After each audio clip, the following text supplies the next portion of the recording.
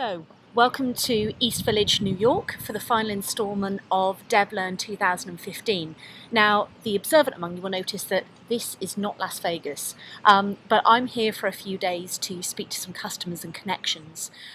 And it's a really suitable setting for this final instalment, talking about the future of learning and the impact of technology, which is really what DevLearn is all about. I have to thank Martin Cousins and Nigel Payne actually for what I would like to speak about here, because their recent instalment of the From Scratch podcast really helped me to frame what I wanted to talk to you about today.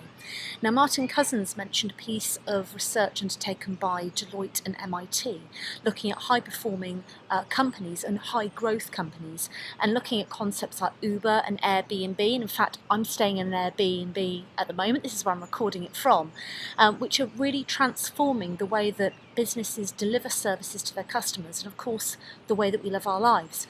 Technology is part of the DNA of an organisation, not separated out, and I think that's really what I want to talk about today. Those of you that work in learning may well have entered the profession thinking that you want to be in learning because you want to be focused on people, and that learning is about people, it's not about technology. But this is the 21st century, and it's incredibly exciting. And people and technology are inextricably intertwined.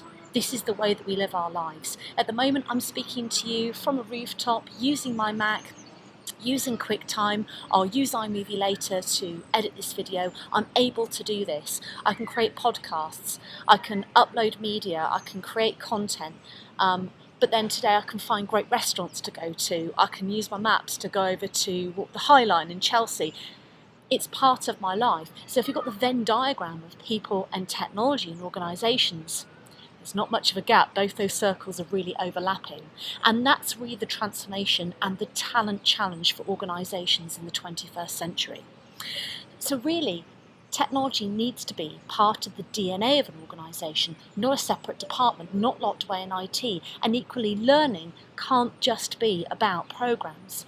It really is about understanding the way in which people perform and the way in which the technology that we have available to us now in this generation is transforming the way that we are able to achieve our goals, nurture our talents, be the people that we want to be, and ensure that organisations are the organisations that they want to be and delivering the results that really, really matter. Now, I'm here in New York speaking to one of our customers about the possibilities for them to use XAPI for a project that they have coming up. And this isn't about them becoming XAPI compliant. This is about them understanding the way in which people do the work that they do, the types of resources that they use to enhance their performance, and what they can learn about making their organisations better. And that relates to a conversation I had with Aaron Silvers, the final interview that I had with him for Learning Now TV at DevLearn 2015. And he is an incredibly capable man. He is very technically savvy. He's been part of the working group that are defining the statements for XAPI. But in the end, he came down to the fact that this is about us understanding better, us knowing more so we can make better decisions. It's not a technology decision. He agreed with me. It isn't a case of being XAPI compliant. It's let's look at the challenge and is this going to work for you? And let us understand how technology and data can help. Not be a hindrance, not be another burden, just another tool in our arsenal to help people be better at work and help organisations perform better. So I wanted to finish off by setting you some homework. Choose an area of the business and go and have a conversation. It's as simple as that. Go and find out what they're doing at the moment, what their points of pain are, what the key deliverables are, what their ambitions are, what the goals that they've been set, and find out how you can help them. Now that sounds really simple, but this is how this all starts, with a conversation to find out what are the points of pain. What are the things that they're fantastic at? What are the challenges that they face in the marketplace?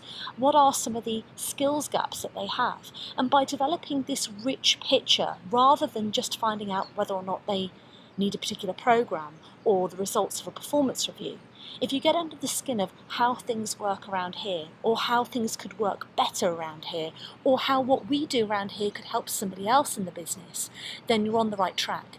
Now, when you get the results of that, you may be a little unsure about what to do with it. And we would be delighted to help. So with any of this, if you're trying to navigate this new world of work, what this looks like, what this means for the type of learning programs that you're going to develop and the types of learning opportunities that you would like to create in your organisation to truly create a learning organisation, we would be delighted to help. We can support you with strategy development, with making most of technology that you already have or finding technology that you may well need. We can develop content for you to create fully blended programs, academies, and we can do all this no matter how complex the situation. We would be delighted to help. So if there is something we can help you with, you'll find us at www.willowdna.com. You'll find us on Twitter at WillowDNA. You'll find me at Lisa Minogue-W. We would be delighted to have a conversation with you and help you achieve your goals. So thank you so much for watching this series of vlogs. I've really enjoyed creating it for you, and hopefully see you soon.